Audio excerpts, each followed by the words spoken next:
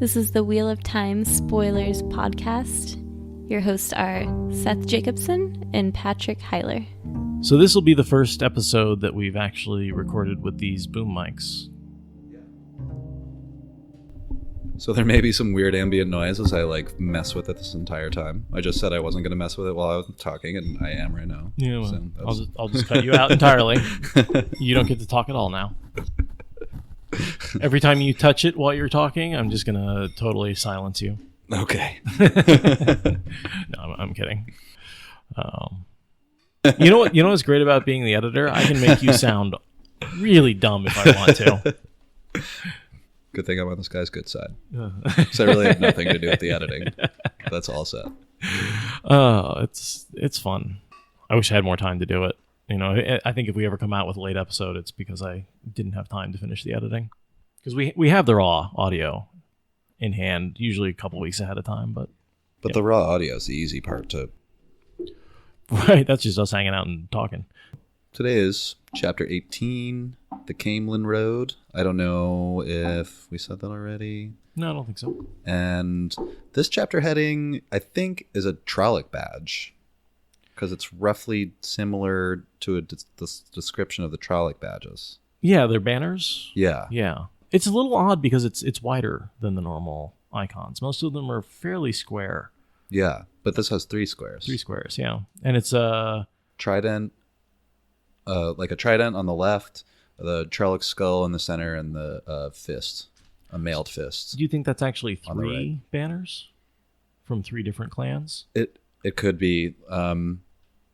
Oh my gosh. Okay, I don't know if this is in this chapter or the next, but whatever. Lan goes out scouting looking for the boys. In Shadar Logoth. When he comes back, he drops 3 badges on the floor, and he says one is the Deval, the devil. Yeah, and which he says he was like, those are the worst of them, and the one's the skull. Yeah, I don't know about the others, but that could easily. We'll check on that when we do that chapter. Yeah, but that could be what that represents. So basically, we've got a couple of bands of Trollocs chasing our heroes. So the last chapter ends... The last chapter ends with them fleeing from Bearlon because the Fade has found them. Mm-hmm. And actually, the last sentence of the last chapter is about Lan. His face remained without expression, but his eyes searched constantly, as if he expected an ambush at any moment.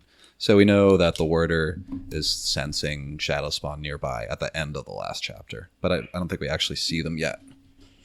Or we don't see the Trollocs. Well, doesn't the Fade talk to Rand in the hallway? Yeah. Right before? And the whole reason they were found is because the Rand told Pat and Fane where they were. Dummy. Man, I know the boys don't have that great of critical thinking skills yet, except maybe Perrin, but Jesus, how could Thane have gotten to the city that fast? They ran on horses the whole time. I don't think he got to sleep. Oh, yeah. I mean, I know how, but yeah. Why didn't Rand think of this is what I'm saying, yeah. How are you here? How's that even possible? Short on critical thinking skills. Right, yeah, they're not thinking things through necessarily. But so as we exit the city, we're seeing the land change a little bit. I think for now, up to this point, we've sort of been in the same general geological area, and now for the first time, we're actually leaving that area. I'll do this little reading. Rand had daydreamed over Master Alvir's old map. Half of the boys in Emmons Field had daydreamed over it. And as he remembered, this road curved around something called the Hills of Abshur until it reached Whitebridge, which is where the party intends to head. But at the very beginning of Chapter 18, we see the party rest on the top of one of those hills, while Lan is just kind of staring out into the distance. Warriors have enhanced... I mean, we know he can feel them. Yeah, I don't think he has enhanced senses or anything like that. He can't hear better. He has enhanced endurance and strength and stamina, but I don't think anything makes him sense better, other than he can sense Trollocs at a quarter mile, which I'm sure isn't a hard line. It's just a general estimate. Right. I think they're too far away at this point. I think maybe he's just being an alert warder, keeping an eye out and scouting. Probably. Yeah. And we see them stop and kind of eat here.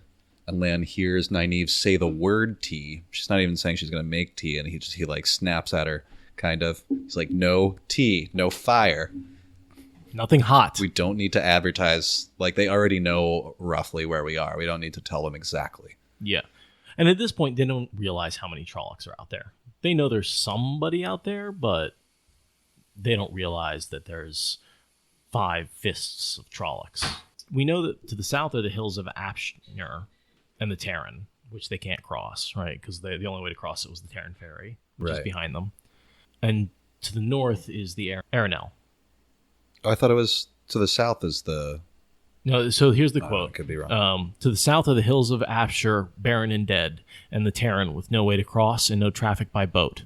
To the north, we can reach the Aridhol before nightfall, and there will be a chance of a trader's boat if the ice has broken at Myrddraal. I got you. So they're basically, they can't really go west because that's where they're coming from. And I don't know what's to the east. Do we have the map open? What's to the east of where they are now? Yeah. Whitebridge. Because they're headed roughly east. There's Emmons Field and Whitebridge here. So yeah, I would think they would head east. Oh. So I'm curious why they don't head down the road. Oh, well, we see in a moment that the Trollocs put them in a pincer. I guess they don't realize that quite yet. That they can only go south or north. Because there's Trollocs to the east and west. But the Trollocs to the west, the group of Trollocs to the west start trying to drive them forward, and they talk about it. Right. Like, that's why they're blowing the horns. They do start on the road. Yeah. So that's why he doesn't want them lighting a fire, because they're on the road, they know they're on the road, and he doesn't want them to know exactly where they are. Right. So Okay, that's their initial goal, is to head down the road. And it curves to avoid the hills. Yeah, so I mean, this book is a lot of basically running around, right? This chapter, I mean, is a lot of running around. So sort of talking about exactly where everybody is, and yeah, they're pretty much running all the way through. Right. There's not a lot of deep conversation, but just keeping track of what's going on, sort of geographically, can be a little challenging. True. But so basically, they're heading from east to west along the road, and north is a possibly passable river, and south is an impossible river. They're heading from west to east. Yeah. Did I say east to west? Yeah. The next thing I have is Tom asks, I think on 261 in the paperback, what's to prevent the Shadowspawn from having something waiting for them at Whitebridge? And Lan says, nothing stops them, Gleeman. The warder said, we trust to the light and luck, but now we know for certain there are Trollocs behind us. This is right after they hear the horns. And then Lan takes off to scout and see how many are behind them, because they've heard the horns. So he tells them to take off, and he turns back. Mm-hmm. And he tells Moiraine, you'll know if I fail. Yeah. Obviously, because of the warder bond. Yeah. Because he'll be dead, and she'll sense that. Or even just if he's in shot or in pain. Yeah, he'll know. She'll know. Yeah. I actually liked this little exchange afterward where Moiraine says... The light go with you, the last lord of the Seven Towers. Moiraine said almost too softly for Rand to hear. And the next thing I have underlined is Rand's thinking, last lord of the Seven Towers, she had called him. He wondered what that meant. He had not thought anyone besides himself had heard, but Tom was chewing the ends of his mustaches, and he had a speculative frown on his face. The Gleeman seemed to know a great many things. I mean, we know that Tom knows now who Lan is. Yeah. Oh, yeah. Without a doubt. I mean, the fall of Malkier was only... That happened within Tom's lifetime. This would be something that he would definitely know about. Absolutely. Yeah, knows exactly who Lan is, and he's thinking about that, going, oh, wow. Holy shit. Yeah. Who am I with? Yeah. Well, he knows who Moiraine is. I guess he just didn't know who Lan was by... Right. Just by his face, he wouldn't have known. He would have... He doesn't look like a king. I mean, he looks like a Malkieri. He looks... All right. He's not wearing a crown or anything. No, I mean, I He guess looks like a warder. a Malchiari kings, warder. Yeah, what do kings look like, right? Yeah. They look like people with crowns on. Mm-hmm. But yeah, so I missed that. I missed that Caemlyn caught the Yeah, I liked Lan. that. Yeah. Because, of course, now Tom knows. Yep.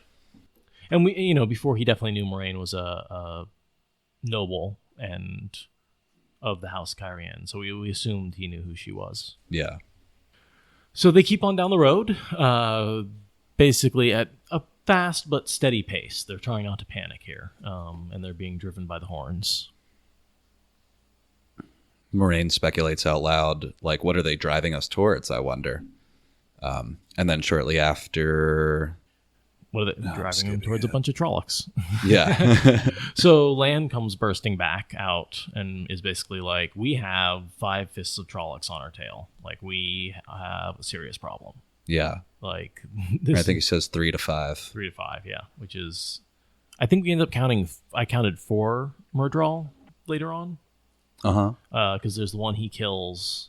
Right. And then the 3 that Moiraine traps behind the fire. So I counted 4 total. So I assume 4 fists. That 3 to sounds 5 right in the middle. They've got like 400 Trollocs behind them. Driving us towards what? Moiraine mused. As if to answer her, a horn sounded in the distance to the west, a long moan that was answered this time by others, all ahead of them. Moiraine stopped Aldib. The others followed her lead. What do we do now? Nynaeve demanded angrily. Where do we go? All that is left is north or south, Moiraine said, because they've been cut off now. They've been being chased by Trollocs from the east who were behind them, and now they know that there's a group to the west as well. Yeah, so they have to make a choice, and they know that they can't pass the Terran to the south. Right. So they turn to the north. And there's only... Well, there's another way to go. They are trying to avoid Shadar Logoth. They're trying to get to the river. Yeah. And there's a bit of a fight that happened, not necessarily a fight, but a disagreement between Lan and Moiraine over exactly whether or not they should go into Shadar Logoth. Right. Here, there's a place the Trollocs will not go, Lan said, but Moraine's head whipped around sharply. No, she motioned to the warder, and he put his head close to hers so their talk could not be overheard. So at that point, he's basically saying, we could go to Shadar Logoth. Yeah, we see them silently arguing about it. Lan eventually convinces her, obviously, because they're out of options. And he basically points out, like, you're not strong enough to do what you're planning, whatever that is. Well, what happens first? They get in that battle first. Oh, right. So he sort of suggests it, and she's like, absolutely not. And then they get in this big fight, which we should talk about. And then after the fight's over, he's like, That's now when what? they come to their yeah. And she's like, you're right. She has no strength left. Yeah. Whatever she was planning on doing, I have no idea what she was planning on doing, but she can't anymore. And that leaves Shadar Logoth as their only option. Running, and they end up running right into a group of Trollocs. They topped another hill. Below them, just starting up the slope, marched Trollocs carrying poles tipped with great loops of rope or long hooks. The Myrddraal seemed to hesitate as the humans appeared atop the hill, but in the next instant, it produced a sword with the black blade Rand remembered so queasily and waved it over its head. The line of Trollocs scrambled forward. Even before the Myrddraal moved, Lan's sword was in his hand. "Stay with me," he cried, and Mandar plunged down the slope toward the Trollocs. And Lan goes straight for the Myrddraal. Yeah. Obviously to kill the Myrddraal that's linked to the Trollocs, because it's really their only hope of getting out of there. Yeah. It's also the most dangerous of the enemies. Right. So he wants to engage that, and he sort of leaves the farm boys to deal with the Trollocs. And the Aes Sedai, of course. Yeah. Oh. Who is doing most of the work. It does seem like in this scene, Rand is doing a lot of damage. He doesn't know what he's doing, but he describes himself as hacking wildly as if cutting brush.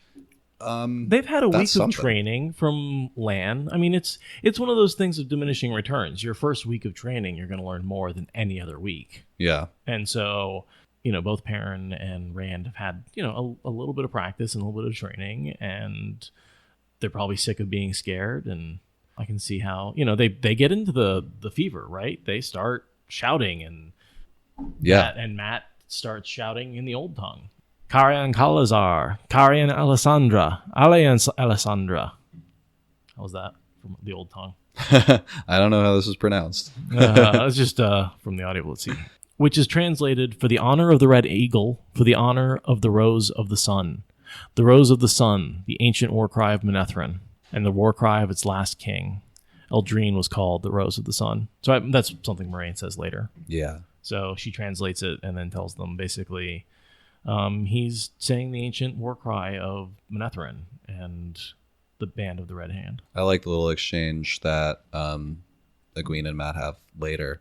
But before I get to that, right after Matt yells that, we see there's this little paragraph, then Lan was on the Myrddraal, and we see their blades touch and that familiar blue light for people who have read the series. When power wrought blade touches a blade, that was wrought in the Valley of Thakandar. I was just wondering if you or anyone else knows anything about why that happens, what that is. It's something I just kind of took for granted and never really wondered about until this last read through. Yeah, I have to assume it has to do with sort of the one power versus the true power. Yeah. And that, like, somehow the corruption of the Dark One is seeping into the world in Thakandar, and that's creating the poison. Or it could just be something as mundane as, you know, the poisonous river waters clashing with the super sharp, you know, just like a flint and steel creates sparks. But, you know, the blue flash makes me think it's more supernatural. Right. Something that has to do with the power. Yeah. So, I mean, my best guess is that it's some one power, true power clash. It certainly is cool looking. It looks cool. I think that's all you really need to know about it. I don't think there's any more. Yeah. Power wrought blades end up being, for me, a bit of a letdown. They seemed really cool in the beginning, but they're really just sharp. They're just indestructible swords. Yeah. Cool scene. Yeah. Black horses matching step for step. Swords matching stroke for stroke. The air flashed and peeled. Next thing I have is right at the beginning of the next paragraph. Cloud rolled his eyes and screamed, rearing and lashing out with his hooves at the snarling, sharp-toothed faces surrounding him. How lucky is Rand that he has this wild horse? Like, when he first gets that horse, you're like, oh, this is going to suck riding this thing. But in this scene, Rand is very lucky that he's got a feisty one, because horses aren't generally so violent. We see horses like Mandarb do that, but they're trained to bite and kick. Yeah, I don't know. I don't know that much about horses. I mean, if they get spooked, they can do that sort of thing. But he's lucky he's on a huge, powerful horse that's touchy, you know? It's hard. We think about Rand as being young, but he is a tall, well-muscled dude on a big horse. True. With a sword. Mm-hmm. It's a lot of advantage there. Yeah. So I wanted to get back. Do you know why Matt talks in the old tongue here? Why? Yeah. I often get confused with, well, not often, but I used to get confused with the fact that Matt inherits a lot of his memories, and that's how he seems to be able to speak the old tongue fluently. But at the same time, he has this memory that he got through the old blood that didn't come from the snakes and the foxes. Somehow he taps into the old tongue before he goes through the doorway. And I wonder if you had any opinions on why that is. I don't. Other than what Moiraine says, which is, you know, the old blood runs strong in the Two Rivers. Yeah, that's all I've got. And that Egwene said she felt like she understood. Maybe it has something to do with, like, later, for instance, we see Rand say, like, so that was what a battle was like. And he says, and he thinks to himself, like, I can't really remember anything except fear and snarling faces.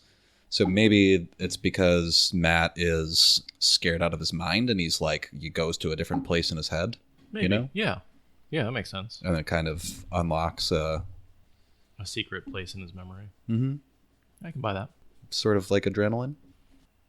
Yeah, anything in the fight you wanted to bring up? Nothing until nothing in the fight itself. Just, you know, the boys do a pretty good job, but they don't last that long before they get pulled down. Yeah. What does Matt do in this scene? I saw Perrin fighting with his axe. I saw Rand fighting with his sword, but I wasn't sure what Matt was doing. I was wondering if you noticed. Matt gets unhorsed. We know that. We don't really see what he's doing. I think Rand might see him like he's pulled out his knife, but that's really all he's got.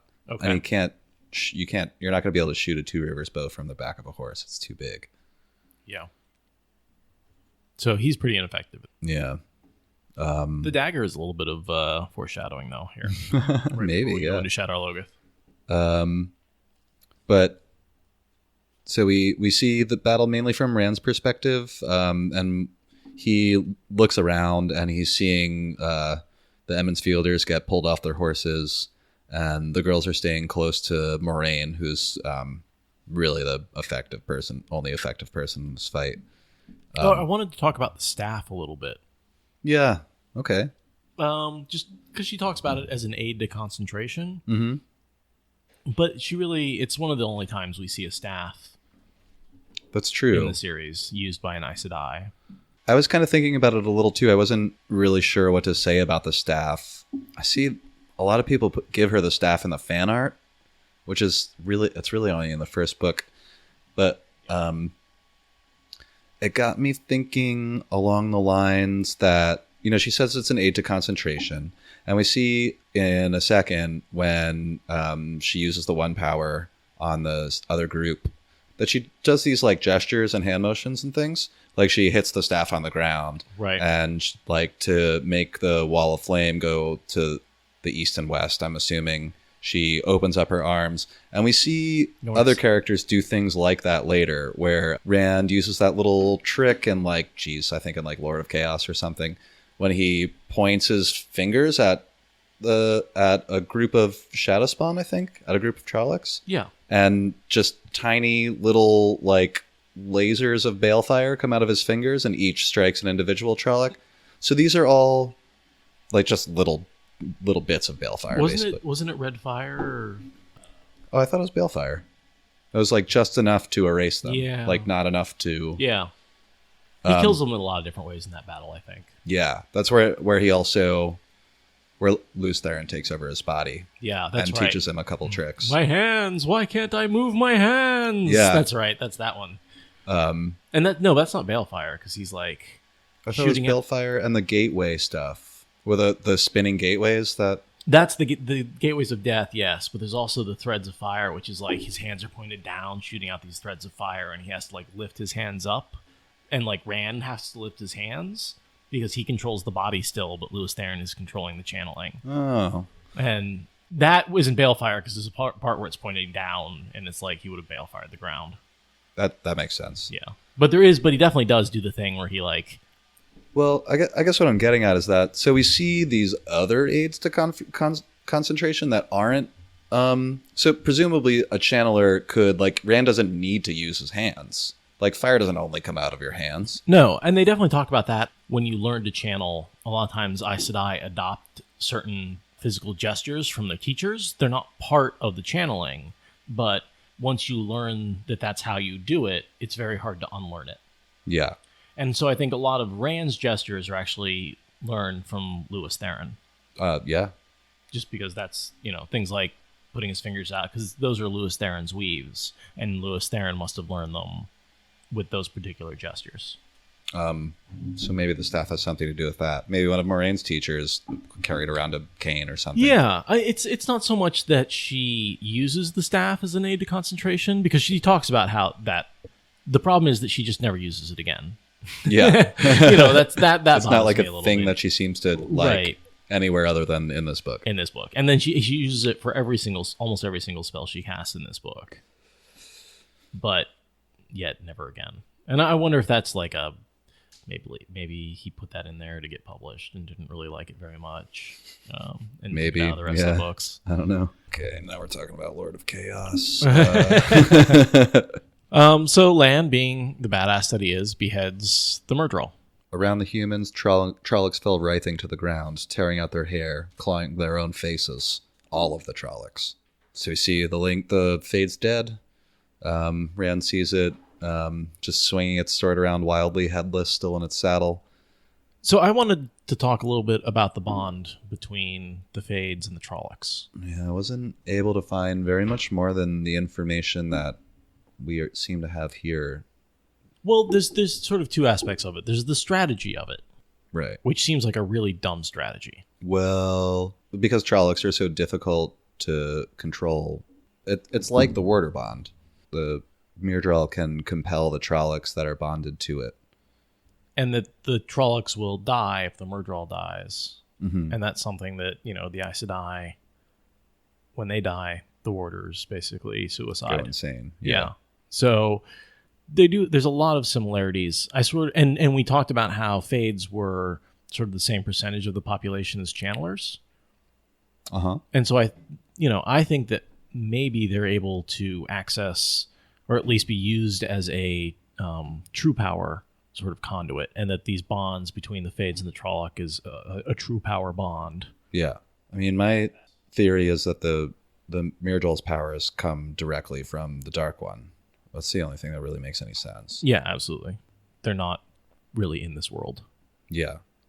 Now it makes sense why their cloaks don't move, because the cloaks are sort of out of time, like the Dark One. Right. Yeah, that's a good point. And they can bond more Trollocs and use a much more powerful form of compulsion than we really seem to see any of the Aes Sedai use, especially on 100 at a time. Yeah. That would be a feat for a single Aes Sedai. So it's different, but very similar. Well, and that's how the true power works. Is it's similar, but always a little bit different, and usually a little more deadly, a little more, brutal. Instead of when you're traveling, instead of making two places the same, you tear a hole in the universe. Right. When you heal someone, instead of washing away their pain, you scour it away. And it hurts like yeah. Yeah. Yeah, it hurts a lot. There's just things like that are, and then there are things that are not even possible with the one power, things that sort of go against reality. The Kosuvra. The same, but the soul traps. So they basically take out this group, but Moiraine's exhausted herself. I mean, no, not quite yet. Not quite there. That's okay. That's okay. It's in 2 paragraphs. Yeah. Right before that, I wanted to point out, for a wonder, Matt was the only one who had been unhorsed. Rand trotted toward him, but Matt tossed a noose away from him with a shudder, gathered his bow, and scrambled into his saddle unaided, though rubbing at his throat. Oh, I was reading and I knew that was in this chapter. That out there. That's such a great. I knew that was in here because I don't know if it's really a foreshadowing. Oh, it's definitely a foreshadowing. Matt getting hung, like that noose in his throat. It happens again in Shadar Logoth. Does it? It does. I didn't even notice that. Yeah, we'll get there, but Okay. there's it might not be in the next chapter. It might be the chapter after. But like when they're trying to run away, there's a point where he gets strangled, and I think Rand cuts the noose or cuts the pole that's holding him. Oh, I think you're right. And he gets strangled then too. So it's like he gets hung at least 3 times. This is just time number 1. Which things come in threes, right? And we see Lan say, "Ride!" Lan shouted angrily. Warder had gathered Moiraine and the other 2 women and had them halfway up the next hill. This is not all of them. Indeed, the horns dirged again, so they continue to run. Don't they run into another group here in a second? Yeah. Of 3? If Land had set a hard pace, he doubled it now, till the horses scrabbled uphill faster than they had gone down before, then nearly threw themselves at the other side. But still the horns came ever nearer, until the guttural shouts of pursuit were heard whenever the horns paused, until eventually the humans reached a hilltop just as the Trollocs appeared on the next hill behind them. The hilltop blackened with Trollocs, snouted, distorted faces howling, and 3 Myrddraal overawed them all. Only 100 spans separated the 2 parties. And I looked it up. A span is approximately 5 feet. It's 2 paces. So I assume a pace is 2.5 feet, which is about right. I got a little unstuck in the chapter. Sorry, I was looking for the scene you were reading. Oh. I was like, where is that? It's right after it's, I have it as 267, but I'm using the paperback. And Seth uses a digital version. Yeah, ebook. So yeah, this basically forces them to use the last Moiraine's reserves, because they can't fight this group. 3 Fades, there's no way. Yeah. The last group almost overwhelmed them. Is it cool if I just keep reading? Yeah. I'll read, there's like 2 paragraphs here. Rand's heart shriveled like an old grape. 3! The Myrddraal's black swords rose as one. Trollocs boiled down the slope, thick, triumphant cries rising, catch-poles bobbing above as they ran. Moiraine climbed down from Aldib's back. Calmly, she removed something from her pouch, unwrapped it. Rand glimpsed dark ivory, the angrail, With Angriel in one hand and staff in the other, the Aes Sedai set her feet, facing the onrushing Trollocs and Fade's black swords, raised her staff high, and stabbed it down into the earth. I want to read this anyway, because this scene's so badass. The ground rang like an iron kettle struck by a mallet. The hollow clang dwindled, faded away. For an instant, then, it was silent. Everything was silent. The wind died. The Trollocs' cries stilled. Even their charge forward slowed and stopped. For a heartbeat, everything waited.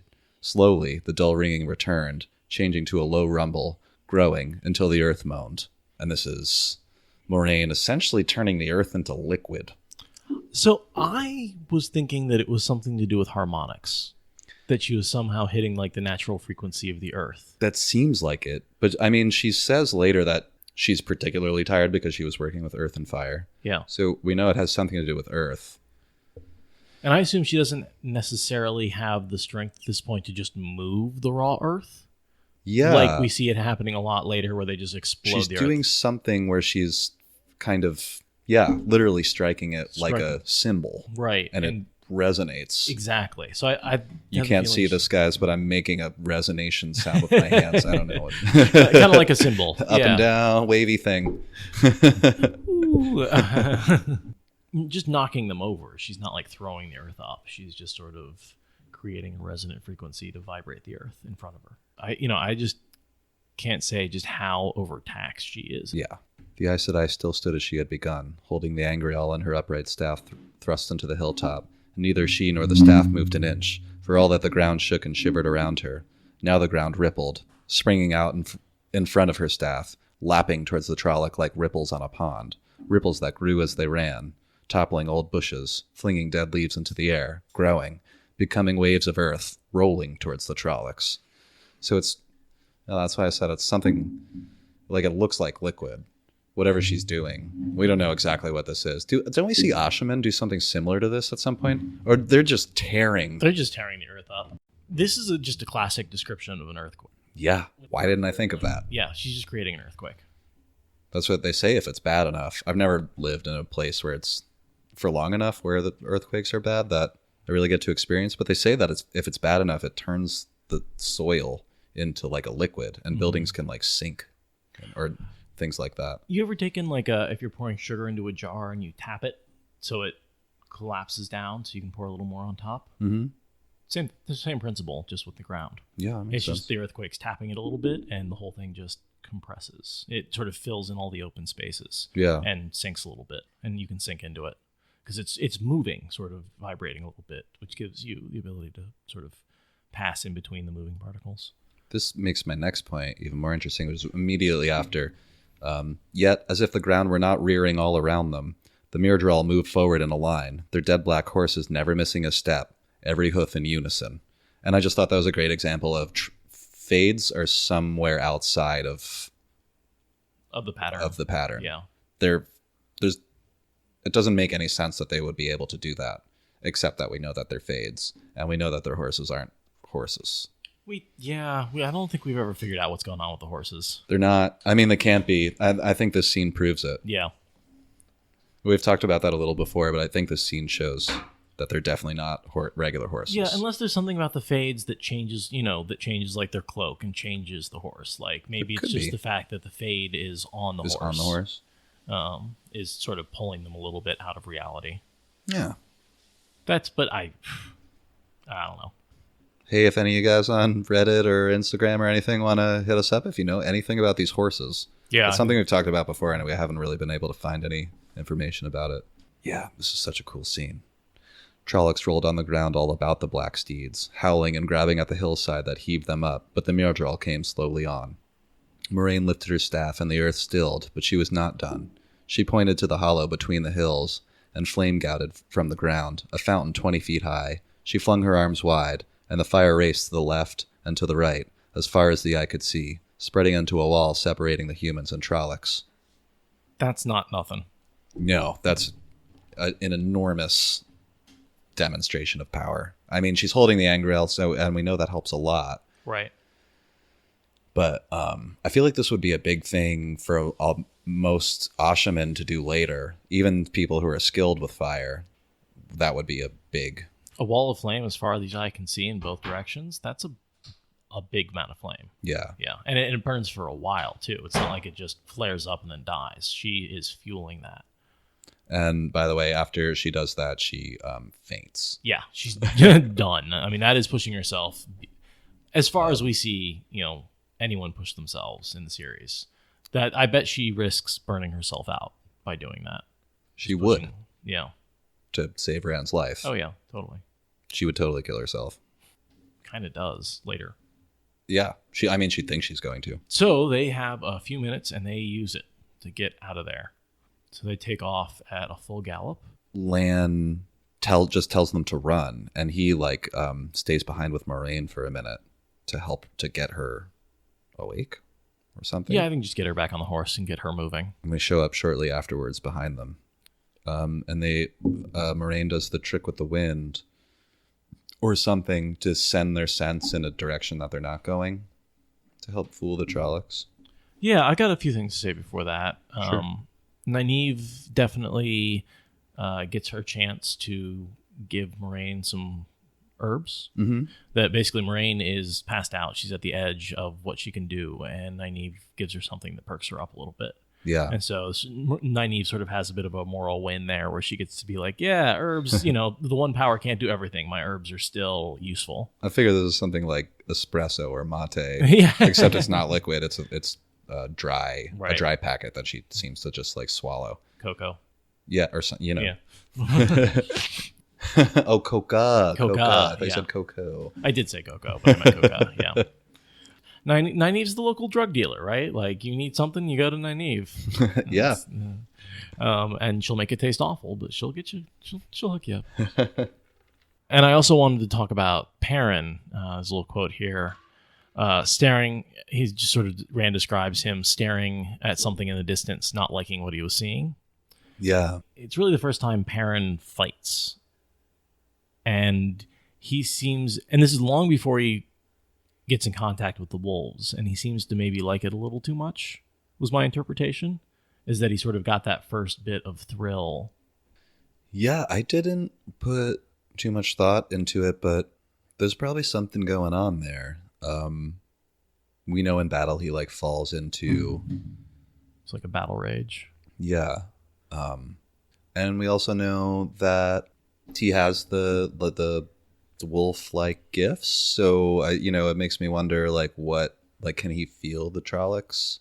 I think that gift hasn't been activated yet at this point. I don't think he's had contact with wolves. Yeah. He doesn't have the golden eyes. He's not sensing them yet. He still has the dreams. Not much happens until he runs into that's just a few chapters from right now, Elias. Yeah, right after we get through Shadar Logoth. But something is definitely happening there. I think you're right. Yeah, post-battle, Perrin sitting there sort of being like, whoa, that was... What just happened to me? That was messed up. For a second. Yeah. Yeah. They sort of talk about Matt's little old tongue speech there. Mm-hmm. Moiraine provides the translation. Egwene asks him, What was it you were shouting, Matt? Matt shrugged uncomfortably. I don't remember. He said, Well, I don't. It's all foggy. I don't know what it was or where it came from or what it means. He gave a self-deprecating laugh. I suppose it doesn't mean anything. So if it was up to Matt here, he would just be like, I don't know. I just started yelling nonsense. It was a stressful situation. Well, and he doesn't want to talk about it. It's weird. He, has no desire to have something weird going on because they all have that thought that maybe the Trollocs are after him, right? Yeah. He's the first one who's really done anything odd. I think it does, Egwene said slowly. When you shouted, I thought, just for a minute, I thought I understood you, but it's all gone now. And Moiraine tells them, for the honor of the Red Eagle, for the honor of the Rose of the Sun, the Rose of the Sun. So, and we really get, Lan and Moiraine really get into it here about going into Shadar Logoth or not. They're really arguing. Moiraine does not want to go, but Lan is like, it's your only choice. You're going to kill yourself protecting these boys if we don't get some protection. And she knows the consequences and the dangers, and she doesn't want to go. Yeah. But she finally gives in. I was trying to find it. I can't find it. But there's Matt has a thought for a second where he's like, it's like a dead man was talking through my mouth and I don't like it. And we see that happen a bunch of more times. Oh, yeah. Yeah, that's, get used to it. But yeah, next next, they head towards Shadar Logoth. Or they argue over first whether that's happening or not. And we do that little thing where she throws off their scent by spinning the staff around their head and capturing their scent and then sending it off. Mm-hmm. Sort of makes them all shiver, and it's like laying a false trail. Rian shivers. Yeah. And that's has to be, I mean, she's already collapsed once, and then she's casting the spell. It's got to be, I mean, the Aridhol definitely is what's allowing her to do this. Yeah. But she, at this point, must barely be coherent. But I guess, I mean, she just has to channel a trickle of power for the Aridhol to... She still has to weave the flows. Yeah. You know, it's still like doing work. Mm-hmm. You know, they say that it's like physical work. But I keep bringing up how exhausted she is because I think in the next chapter she makes mistakes, namely letting the boys go out into Shadar Logoth without supervision. Yeah. And I think that's just because she's not physically capable of being passing on her feet. out She's in that passing scene. out, yeah. And that's, you know, people are like, how could she let them go out? Well, she didn't let them. Lan carries her at one point. Yeah. Lan brings them over a bunch of stones towards the city to and like really examines their trail to try to throw off the Trollocs as much as possible. And we get to see a description of it, which is pretty cool. Just the huge city walls with like the vines growing over it and like have pulled stones down. And sure, it takes Rand a second. When he looks at it, he says, "A cliff? Well, I mean, I could climb those vines, but we'll never get the horses up." And then he realizes, or he sees a tower. Yeah. I realize it's a city. Yeah. I think Perrin points it out. He's like, no, it's not a cliff. It's a wall. A wall, yeah. Yeah, both Perrin and Matt are pretty smart there. Matt's like, it's a city, but what's it doing in the middle of nowhere? Yeah, he's like, why is there a city in a forest? And Perrin's like, well, it's clearly empty because it's been overgrown. Yeah, I sort of picture like the old Mayan cities, South America that are overgrown. Obviously, different architecture, but that sort of like trees growing up through them in the middle of the jungle. Uh-huh. And I guess it's also sort of more of a deciduous forest and less of a tropical one. But that's a bit of the image, sort of around the outskirts of this like jungle intermixing with buildings, sort of creating a ruined area. There's not too much of that in the modern world. No. I've seen some pretty cool pictures of, I can't remember the name of the city, but it's Ukraine, where the reactor exploded. Oh, Chernobyl. You were giving me that city and that place where that thing happened. Oh, yeah, that one. I've seen some pretty cool pictures of Chernobyl and how it's, because, you know, it's been abandoned for the last 20 years or however long. So it was a town, so you can see kind of cool. I follow like the destruction porn and abandoned porn subreddits. So I just think it's cool looking. No, I've seen some great photos of people who have gone in there, and it's funny, they're almost nature preserves now because without the radiation is less dangerous than people. That's sadly accurate. So get rid of the people and nature will come right back around. It actually makes me hope for a post-apocalyptic world. So yeah, this is Aridhol and Shadar Logoth. And they enter. The shadow waits. Do you have anything else to say about that chapter? No. Yeah? No. That's all I got, I think. That's all I got? All right, well, join us next time with Shadows Waiting. Later. Bye.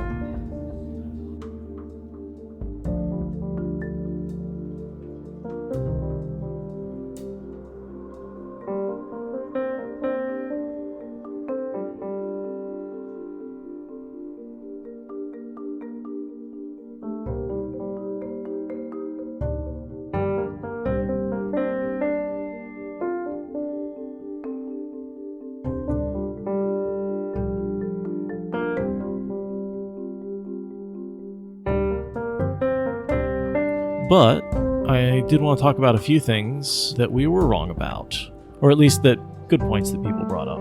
The first one I want to talk about is back when they were traveling the road to Bearlon. Yeah. And Moiraine stops with Egwene and is sort of teaching her the One Power. And Rand sort of crawls through the woods and comes up on them. Oh, and right. She turns and looks at him. And we were wondering, like, when does she know he's there? Yeah, how does she know? How does she know? Well, someone pointed out, he's got that silver coin on him. And she can totally sense where he is when she's that close. Yeah. So she knows the whole time that she can't. Yeah. Just didn't think of it. We didn't think of that. So thanks for pointing that out. I don't have the name in front of me. Sorry. Person on Reddit. Yeah. We appreciate you. Thank you. And then just another comment that we sort of talked about the thing with Tom and Owen as being like about a year in the past. It's closer to like a decade in the past. Yeah, we just didn't actually look up the timeline on that and took our best guess. Thanks for the corrections. Keep them coming. Yeah. Thank you for listening to the Wheel of Time Spoilers podcast. Rate us in the Apple Podcast app or your favorite podcast client.